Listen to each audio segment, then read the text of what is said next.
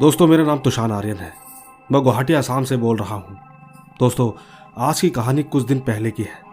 वैसे आज 2023 में भूतों पर कौन विश्वास करता है, लेकिन कभी कभी कुछ लोगों के साथ ऐसी घटनाएं घट जाती हैं जिससे ये समझना मुश्किल हो जाता है कि दरअसल वो भूत था या कुछ मेंटल इशू। दोस्तों, कहानी आज से कुछ दिन पहले की है। मेरे घर से करीबन 15 किलोमीटर दूरी पर मेरे जान पहचान का एक दोस्त था। दोस्त मतलब वैसे जान पहचान का ही आदमी। उम्र में वो मुझसे बड़े हैं। तकरीबन उनकी उम्र 50 के आसपास है, लेकिन हमारे बीच एक भाईचारा था। पर खैर, मैं उनका नाम नहीं बता सकता। लेकिन कहानी कुछ इस तरह है। इस बार की दुर्गा पूजा उनके घर के बगल में काफी जोरों से हुआ था। लोग भी काफी थे वहां पर, मानो एकदम खुशी का माहौल था। उस दिन भी मेरे दोस्त की बीवी अपनी बेटी के साथ पूजा देखकर घर वापस आए थे। उन्होंने आराम से खाना खाया और चुपचाप सो गए। वैसे पूजा दशमी हो गई और पूजा भी खत्म हो गई, लेकिन मेरे दोस्त की बीवी काफी उदास रहने लगी। वो बीच बीच में खुद को मारने भी लगी। एक दिन यूं ही खाना खाते वक्त उसने अपनी बेटी से कहा कि देखो, तुम अपने घर की हिफाजत तो कर सकती हो, अगर मैं ना रहूं तो। उनकी बेटी 15 या 16 साल की थी। उसने कहा, माँ आप ये क्या बोल रहे हो, तुम भला कहाँ जाओगी? माँ ने कहा, कुछ नहीं, खाना खाओ और सो जाओ। इसके बाद दूसरे दिन वो अपने पति की दुकान में आई और अपने फैमिली बिजनेस में हाथ बटाने लगी। लेकिन उसी बीच पति ने नोटिस किया कि वो किसी तरफ देखती रहती है और खुद ब खुद रो पड़ती है। ये देखकर उसके पति ने कहा कि अरे क्या हुआ कि तुम किसकी तरफ देखकर रो रही हो?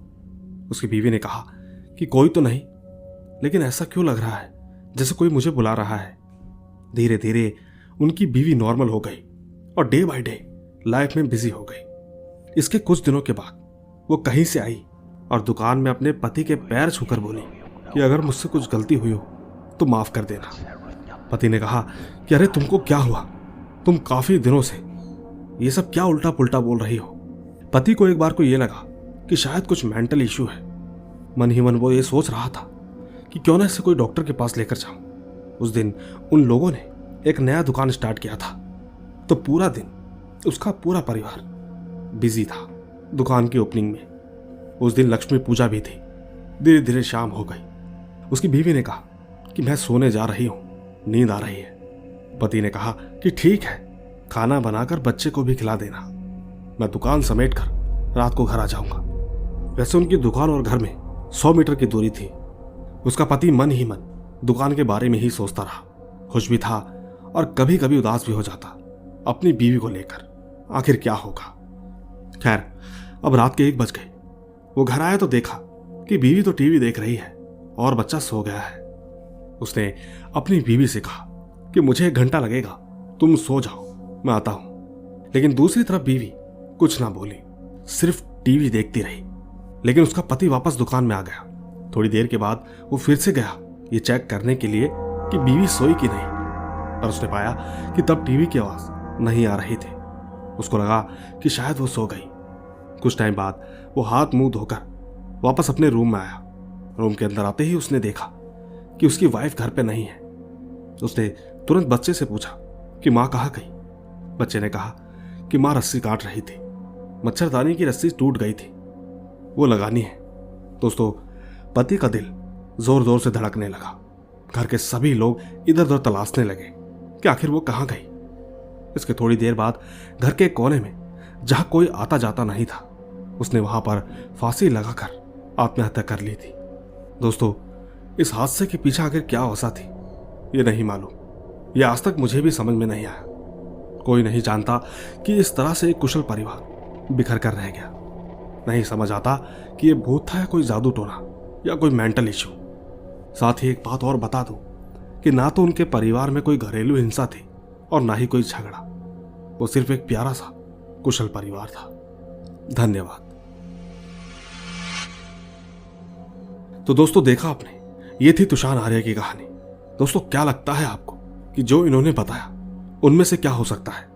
हालांकि जब उनके पास किसी चीज की कमी नहीं थी, सब कुछ एकदम बढ़िया चल रहा था, तो आखिर ऐसी क्या वजह रही होगी जो उनकी वाइफ ने ये कदम उठाया?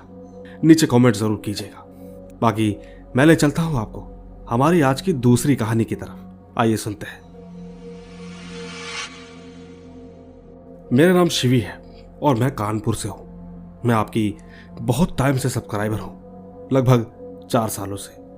आज मैं अपनी एक छोटी सी स्टोरी शेयर करना चाहूंगी। दोस्तों, मैं और मेरे हस्बैंड अभी कुछ टाइम पहले नैनीताल गए हुए थे।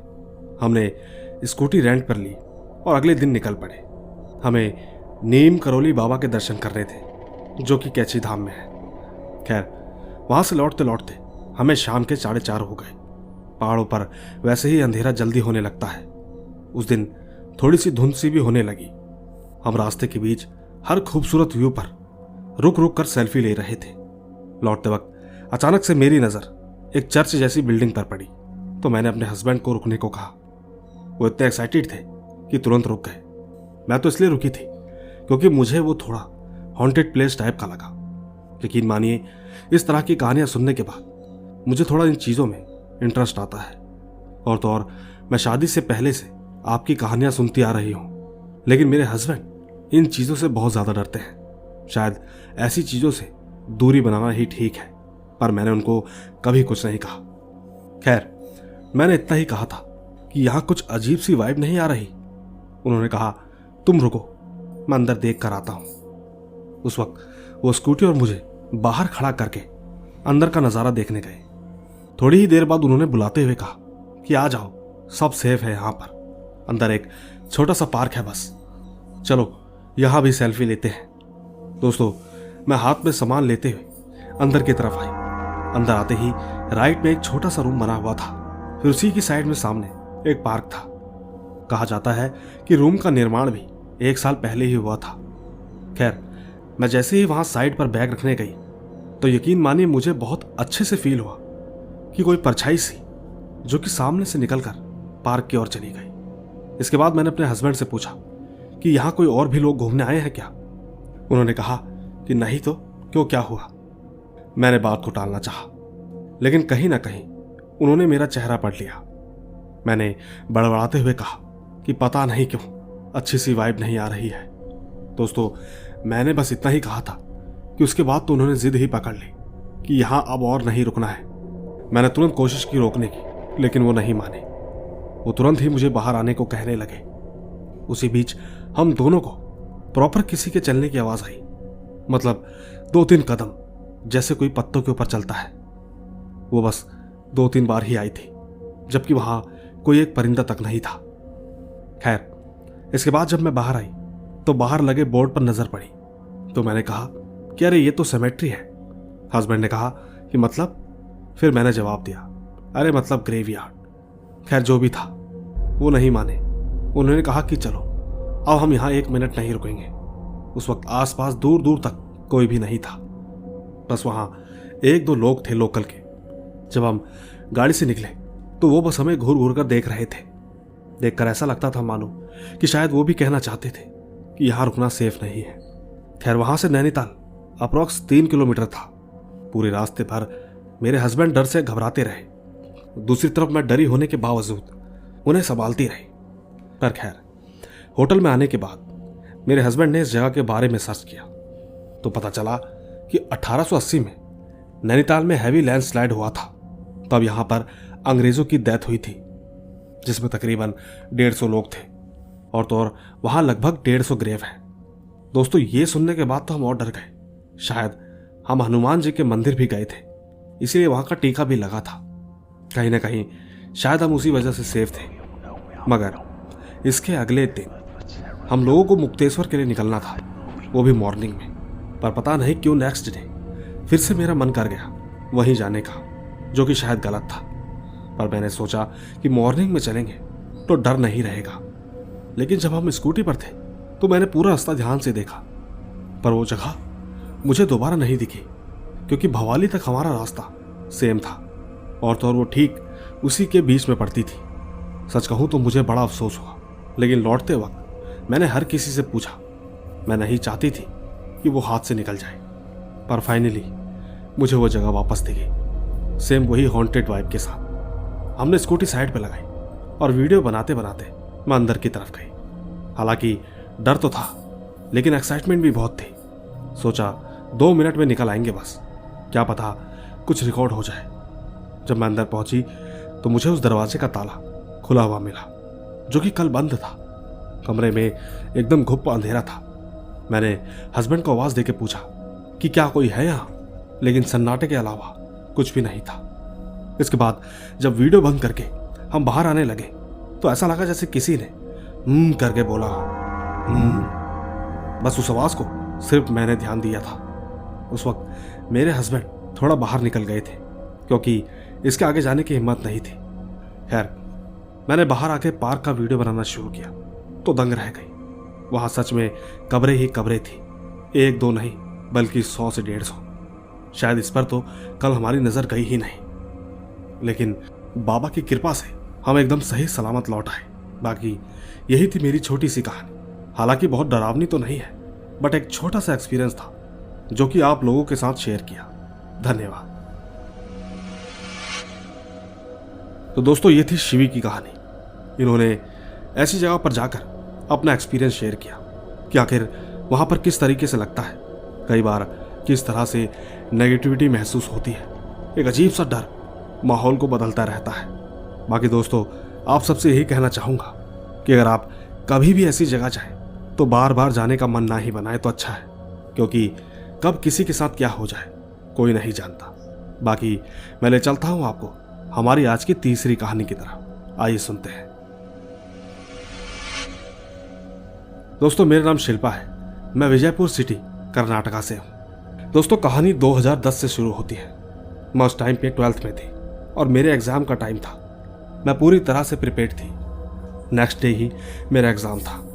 उन दिनों मेरे पिताजी किसी काम से दूसरे शहर 3 से 4 दिन के लिए गए हुए थे, लेकिन उसी रात को अचानक मेरे पिताजी का छोटा भाई आ गया। सच कहूं तो मुझे पिताजी की फैमिली की साइड से कोई पसंद नहीं है, लेकिन जब वो आ ही गए तो मैं उन्हें मना नहीं कर पाई। वो ठीक रात के 1 बजे आए थे। उन पर से शराब की बदबू भी आ रही थी। उस रात तो वो मेरे पिताजी के रूम में सो गए। मैं उस वक्त पढ़ाई कर रही थी हॉल में बैठकर, और माँ दूसरे बेडरूम में सो रही थी। थोड़ी देर बाद मुझे पिताजी के कमरे से कुछ आवाजें आ रही थी। मैं दरवाजा खोलकर देख भी नहीं सकती थी, क्योंकि एक तो वो शराब के नशे में थे और दूसरा मुझे डर भी लग रहा था। लेकिन मैं उस आवाजों के बारे में बताती हूँ। मुझे ऐसा लग रहा था जैसे कोई चल रहा हो, कभी कभी बीच में खांसने की आवाज तो कभी फ्लश की, पर मैं ये सबको इग्नोर कर रही थी और पढ़ाई पर फोकस करने लगी। मैं ठीक 4 बजे तक पढ़ती रही और फिर चुपचाप सो गई। मैंने कुछ 1 घंटा आराम किया। माँ 5 बजे उठी और नाश्ता बनाने में जुट गई। दूसरी तरफ वो 6 बजे उठकर रूम से बाहर आए और माँ से कहने लगे कि मैं चलता हूँ, 6:30 बजे की बस है। माँ ने उनको अच्छे से नाश्ता कराया और वो निकल गए। मेरी आंखें तकरीबन 7 बजे खुली। मेरा उस दिन पहला एग्जाम था, तो ठीक 9:30 बजे मुझे कॉलेज में प्रेजेंट भी रहना था। 10 बजे से मेरा एग्जाम स्टार्ट भी होने वाला था। खैर, उठने के बाद फ्रेश होकर मैंने नाश्ता किया और फिर दोबारा पढ़ने बैठ गई। थोड़ी ही देर बाद अचानक मेरी तबीयत बिगड़ने लगी। बहुत अजीब सा लग रहा था। शरीर गर्म होने लगा। मुझे शायद बुखार का एहसास हो रहा था। ये सब एकदम अचानक से हुआ। साथियों, इसके कुछ देर बाद मुझे उल्टियां भी होने लगी। माँ एकदम से परेशान हो गई मेरी ऐसे हालत देखकर। दूसरी तरफ पिताजी को आने में अभी 3 दिन थे। उस दिन मैं एग्जाम हॉल में गई और एग्जाम लिखने बैठी तो तभी अचानक से मैंने जो कुछ भी प्रिपेयर किया था वो मेरे दिमाग से निकल गया। सच कहूं तो मैं घर से एकदम कॉन्फिडेंट होकर गई थी कि आज मेरा एग्जाम अच्छा होगा, लेकिन न जाने ऐसा क्यों हुआ। मेरे साथ ऐसा पहली बार हो रहा था। सच कहूं तो मेरे जब तक सारे एग्जाम खत्म नहीं हुए तब तक मैं बीमार ही रही। दूसरी तरफ फीवर एक टाइम इतना ज्यादा होता था और अगले ही पल एकदम नॉर्मल भी हो जाता था। मैं सच में बहुत परेशान रहने लगी। इसके 2 महीने के बाद जब मेरा 12th का रिजल्ट आया तो मैं 3 सब्जेक्ट में फेल हो चुकी थी, जबकि मैं फर्स्ट रैंक की स्टूडेंट थी। मेरे टीचर तक यकीन नहीं कर पाए। सोच में थे कि मुझ जैसी होनहार बच्ची क्या कभी फेल भी हो सकती है।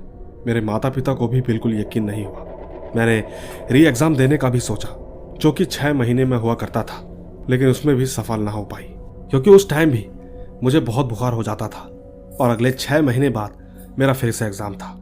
सच कहूं, अगर इस बार भी नहीं हुआ तो मुझे 12वीं में दोबारा से पूरा 1 साल बैठना पड़ेगा। मैंने माँ से कहा कि कोई मंदिर से मेरे लिए धागा लेकर आए ताकि मेरी तबीयत ना बिगड़े। इसके बाद माँ धागा लाई और मेरी कलाई पर बांध दिया। एग्जाम में अभी भी 1 महीना बचा हुआ था। तभी मेरी हालत और ज्यादा खराब हो गई, इतनी खराब कि मैं ना चल सकती थी और ना बैठ, यहाँ तक कि सोने में भी बहुत दिक्कत होने लगी। उन दिनों मेरी कमर से लेकर मेरे घुटनों तक इतने बड़े बड़े छाले हो गए कि उसमें से कई बार तो खून भी निकल जाता था। मेरी ऐसी हालत सिर्फ एक ही रात में हुई थी। मैंने जब ये सब देखा तो अचानक मेरी चीख निकल गई। माँ और पिता दौड़कर मेरे रूम में आए और मेरी ऐसी हालत देखकर वो भी घबरा गए। उन्होंने कई डॉक्टरों को दिखाया लेकिन कोई इलाज ना हो सका। सारे के सारे टेस्ट नॉर्मल। उसी दौरान मेरे एग्जाम आ गए। मैं एग्जाम देने गई तो फिर से सब कुछ भूल गई। मेरी सीट भी बीच में थी। मुझसे बदबू आते देख 2 स्टूडेंट ने सुपरवाइजर से रिक्वेस्ट की कि या तो मुझे बाहर निकाल दे या उन्हें कहीं और बैठाकर एग्जाम देने की परमिशन दे। धीरे धीरे सब मेरी छालों की आती बदबू से परेशान हो रहे थे। इसके बाद मुझे एक सेपरेट रूम में बैठाया और तो और वहां एक दूसरा सुपरवाइजर मेरे ऊपर नजर रखने को बैठा दिया। मैंने सारे एग्जाम रोते रोते ही दिए, लेकिन वो सुपरवाइजर इंसान अच्छा था। उसने मेरी थोड़ी बहुत हेल्प भी की। जब मैं एग्जाम खत्म करके घर जाती तो मेरा दर्द से बहुत बुरा हाल हो जाता था, पर खैर ऊपर वाले की कृपा से मैंने सारे एग्जाम दे दिए। बस अब रिजल्ट का वेट करना था। इसके नेक्स्ट डे जब मैंने उठने की कोशिश की तो मैं कसम खाकर कहती हूँ मेरी दर्दनाक चीख निकली। मैंने देखा कि मेरे पैरों पर बड़े बड़े कट्स आ गए थे और वहां से खून भी निकल रहा था। मैंने माता पिता को कहा कि जरूर ये कोई ऊपरी चीज है, लगता है किसी मौलवी को दिखाना होगा। पिताजी तुरंत गए और बहुत सालों से पहचानने वाले काजी साहब से मिले। उन्होंने उनसे मेरी हालत का जिक्र किया और ठीक उनके पास ले जाने की बात की। पिताजी उसी दिन मुझे उनके पास लेकर गए और काजी साहब ने मेरे माथे पर उर्दू में आयतें लिखी और छोटी सी चिट्ठी में कुछ लिखकर उसे शक्कर में बांधकर मुझे उसको पानी में मिलाकर पीने को कहा। साथ ही उन्होंने ये भी कहा कि मेरे ऊपर किसी ने बहुत बड़ा काला जादू किया है, वो भी ठीक तुम्हारे पिताजी के रिलेटिव में से कोई। वो जो कोई भी है वो ये चाहता है कि आपकी बेटी पढ़ाई आधे में ही छोड़ दे। उसे उसके करियर में कोई सक्सेस नहीं मिलनी चाहिए। और तो और आपके घर पर भी काला जादू किया गया है जिससे कि आप लोग बर्बाद हो जाएं। और तो और उन्होंने पिताजी को यह भी बताया कि उनकी बीवी पर भी बहुत बड़ा काला जादू किया है ताकि उनको कभी भी कोई औलाद ना हो। बस एक यही वजह है कि आपके जो भी बच्चे पैदा हो रहे हैं वो किसी न किसी वजह से या तो पैदा होते ही मर जाते हैं या फिर मिसकैरेज हो जाते हैं। बस एक किस्मत से आपकी बेटी बच गई और यही बात उनको हजम नहीं हुई, इसीलिए कई सालों से इसके ऊपर काला जादू किया जा रहा है जिसका असर आपको इस वक्त दिखाई दे रहा है।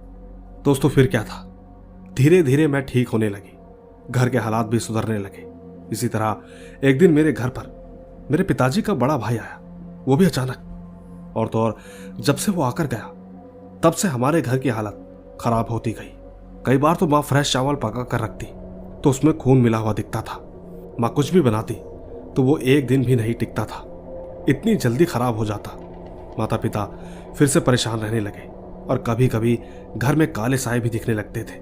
सच कहूं तो घर में बिल्कुल सुकून नहीं था, हर वक्त बेचैनी सी रहती थी। इतना ही नहीं, मुझे तो घर में घुंघरूओं की आवाज भी सुनाई देती है, पर वो आवाज माता पिता को नहीं आती। बस कभी माँ की तबीयत बिगड़ जाती तो कभी मेरी। इतना सब कुछ होने के बाद माँ ने फिर से पिताजी को उनके पास भेजा। दोस्तों इसके बाद काजी साहब ने जो कहा वो सुनने के बाद पिताजी के पैरों के नीचे जमीन खिसक गई। उन्होंने कहा कि आपके घर में जो फिलहाल में आया था ये सब उसी ने किया है। वो ठीक आपकी बेटी और आपकी बीवी को जान से मारना चाहता है, और हाँ इस बार उसने बहुत बड़ी चाल चली है। काजी साहब ने उन्हें 3 ताबीज दिए और कहा कि इन सबको अपने अपने गले में बांध दे और रोज इसको पानी में डुबाकर पीना है। हम सब ने ऐसा ही किया। तब जाकर मेरी माँ की तबीयत ठीक होने लगी, घर के हालत दोबारा से सुधरने लगे। सच कहूं तो ये सब कुछ लगातार 3 सालों तक हम सब ने झेला है।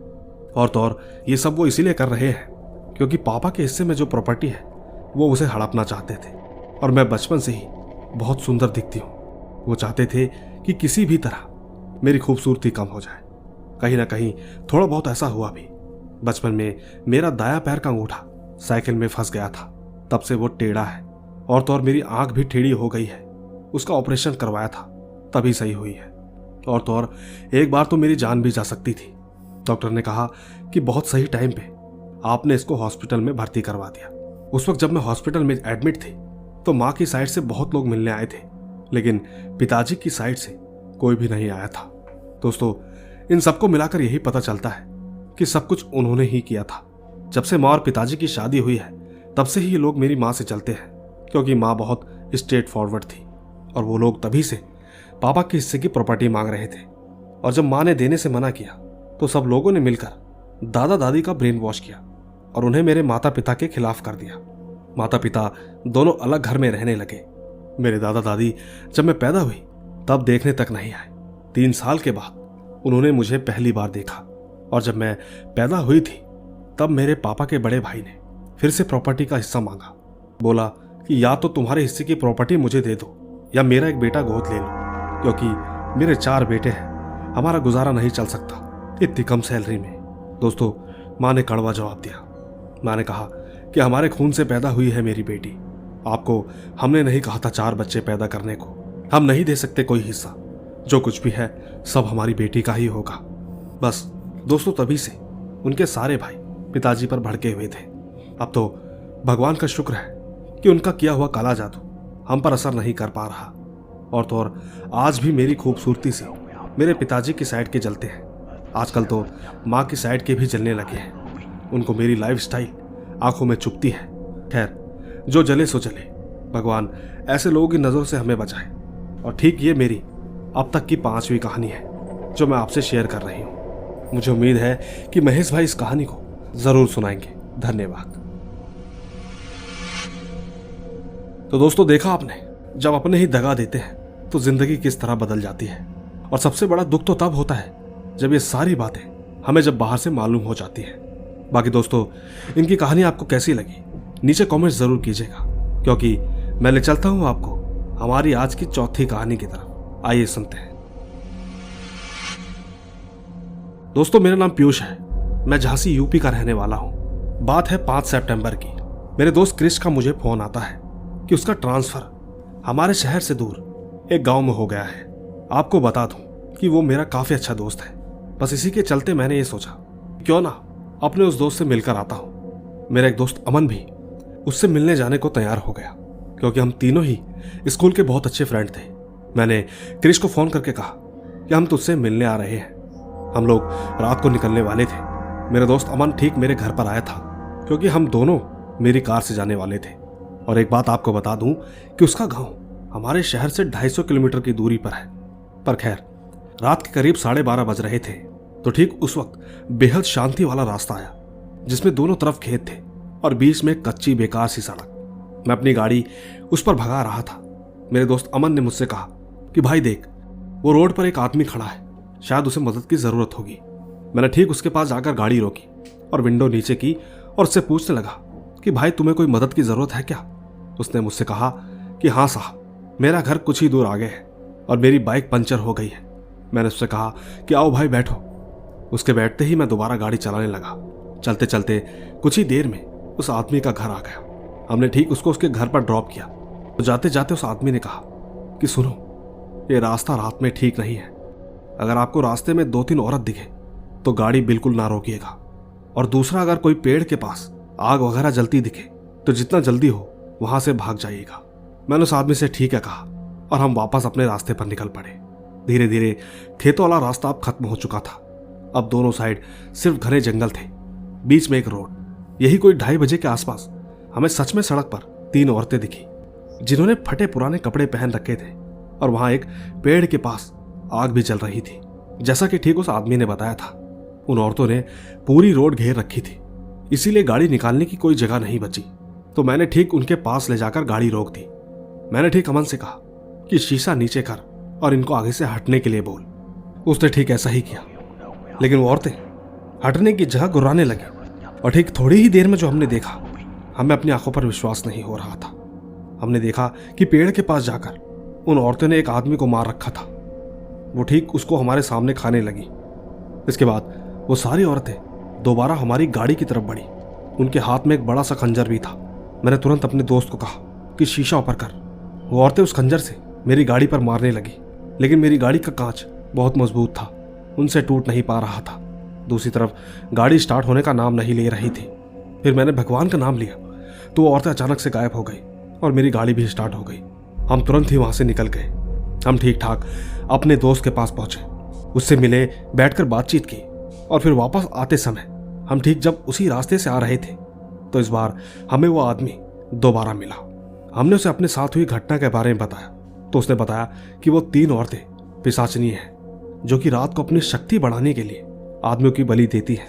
हमने उससे कहा कि हमने जैसे ही भगवान का नाम लिया तो वो गायब हो गई।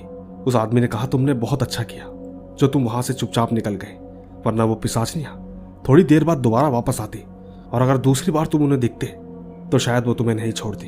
खैर, हम उस आदमी को शुक्रिया बोलकर अपने घर की तरफ निकल गए। बाकी यही थी मेरी कहानी। आपको कैसी लगेगी नहीं मालूम। अच्छी लगे तो नीचे कमेंट जरूर कीजिएगा। धन्यवाद। आइए दोस्तों, चलते हैं अपनी 5वीं कहानी की तरफ। मेरा नाम नायसा है, मैं कोलकाता से हूं। मैं आपकी कहानियां 2 साल से सुन रही हूं और ये कहानी एकदम सच्ची कहानी है। हुआ ये कि माता पिता, मैं और मेरी बहन, हम लोग एक ही रूम में सोते हैं। मेरी दीदी तब 13 साल की थी। एक दिन उसने देखा कि कोई हमारे दरवाजे से अंदर की ओर देख रहा था। वो दिखने में एकदम काला सा था, एकदम भयंकर। उसकी शक्ल देखकर मेरी दीदी देखकर डर गई। वो अपनी जगह से बिल्कुल भी नहीं हिल पाई। फिर जब सुबह हुई तो उसने माता पिता से कहा कि उसने ये सब देखा। दीदी की बात सुनकर माँ ने पूजा करवाई, जिसके 3 दिन बाद दीदी ठीक हो गई। फिर हमने उस घर को बदलकर पास में ही एक घर लिया। असल में मेरे पिताजी जहाँ काम करते हैं तब वही घर मिला था। वहाँ सिर्फ जो लोग उस कंपनी में काम करते हैं वही लोग रहते हैं वहाँ आसपास में। पर हम लोगों ने उसी जगह दूसरा घर ले लिया था और 5 साल नए घर में रहने के बाद भी मुझे भी कुछ ऐसा ही महसूस हुआ। मैं भी ठीक जम सी गई थी। उस समय रात के 2 बज रहे थे और जब मेरी दीदी ने देखा था तो उस टाइम भी रात के 2 ही बज रहे थे। मुझे ठीक अगले दिन बुखार हो गया। माता पिता ने दवाई करवाई और मैं कुछ दिन बाद ठीक हो गई। लेकिन एक चीज थी, मैं दिन पर दिन काली होती जा रही थी। धीरे धीरे मेरा शरीर भी पतला होता चला गया, जिसके बाद माँ मुझे एक बाबा के पास लेकर गई और उन्हें दिखाकर हम वापस आ गए। उन दिनों हमारे पास में ही एक पति पत्नी रहते थे। उसको मैं मामा मामी बोलती थी। हुआ ही कि उसका पति नाइट में काम में गया था तो मामी अकेले सोई थी। कुछ रात के 2 बजे के करीब मामी वॉशरूम के लिए उठी। उसी बीच जब उन्होंने बाहर देखा तो ठीक उनको भी सेम वही आदमी दिखाई दिया जैसा कि हमने देखा था। उन्हें इतना डर लगा कि वो रात भर नहीं सोई। सुबह होते ही ये बात उन्होंने माँ को बताई। सच कहूं तो हमें आज तक नहीं मालूम चला कि वो है कौन। अगर दोस्तों आपको इस बारे में पता है तो जरूर बताइएगा। दोस्तों, ये थी नायसा की कहानी जो कि कोलकाता से है। हालांकि कहानी इनकी छोटी सी है, मगर आपको कैसी लगी नीचे कमेंट्स में जरूर बताना। बाकी अब वक्त हो चला है हमारे वही छोटे किस्से की तरफ जाने का। आइए सुनते हैं। दोस्तों, मेरा नाम माही है। मैं अहमदाबाद में रहती हूँ। ऐसी ही एक घटना मेरे मामा के साथ हुई है। मेरे मामा और उनकी फैमिली हमारे गांव से वापस आ रहे थे। तब हमारे गांव के बीच चोटीला आता है, शायद आप लोगों ने सुना ही होगा। वहां शाम के 7 बजे के बाद रहना वर्जित है। मेरे मामा और उनकी फैमिली वहां रात के 3 बजे पहुंचे कि तभी कार का टायर पंचर हो गया। तब मेरे मामा ने गाड़ी से नीचे उतरकर देखा। उसके बाद मामा ने सबको नीचे उतरने को कहा। उसी वक्त एकाएक जोर से तूफान आने लगा। सच कहूं तो उस वक्त मेरे मामा के अंदर प्रेत आ गया। पंचर लगाने के बाद हम सब अहमदाबाद की तरफ निकले। थोड़े दिन तक मेरे मामा का बर्ताव अलग रहा था। वैसे मामा काली चीजों से दूर रहते हैं। खैर, 2 दिन बाद माता पिता मामा के घर गए। तब मैं 2 साल की थी। मेरे मामा मेरी मामी को इशारे कर रहे थे। मेरी माँ ने नानी को रूम में बुलाकर कहा कि मुझे भाई के इशारे बुरे लग रहे हैं। फिर मेरी माँ हनुमान जी की फोटो ले गई और मामा के सामने रख दी। मामा ने जोरों से बहुत दूर छलांग लगाई। सबको पता चल गया। फिर मेरे पिताजी और नाना मामा को ढबोला ले गए। ढबोला एक ऐसी जगह है जहां प्रेतों को निकाला जाता है। वहां ले जाने के बाद पंडित ने पूजा विधि करी और मेरे मामा पहले जैसे हो गए। बस इतनी ही थी ये कहानी।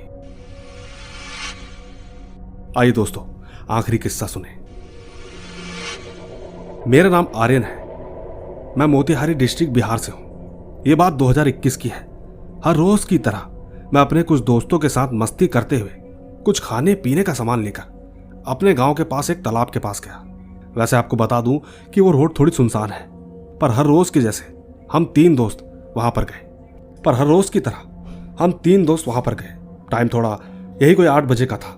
हम लोग चिकन तालाब के पास बैठकर खा रहे थे।